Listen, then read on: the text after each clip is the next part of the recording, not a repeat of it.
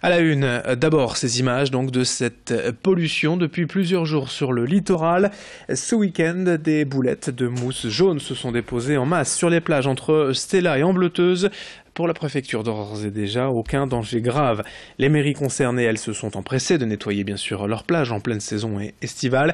Mais pour les associations de défense de l'environnement, il pourrait bien s'agir d'une matière à base d'hydrocarbures, quelque chose de pétrolifère, proche de la paraffine.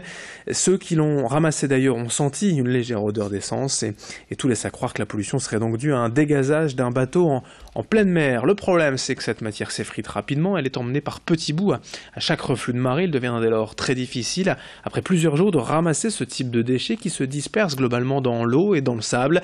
En tout cas, il est plutôt conseillé de ne pas y toucher avec les mains. Explication avec le président de l'association Nature et Libre à Wimereux, au micro de Corentin Escalier. Le danger, oui, il est toujours là, étant donné que c'est une matière qui est très friable, donc elle se subdivise en microparticules poussées par les vents, et là ça va toucher à l'intérieur des terres, et étant donné que c'est des matières pétrolifères, il faut des centaines d'années pour que ça soit biodégradé. Ça ressemble à de la paraffine, ça a un peu l'odeur du pétrole, des morceaux ont été prélevés et ont été envoyés au CEDRE à Brest, qui va pouvoir nous confirmer ou nous infirmer que c'est bien du dégazage.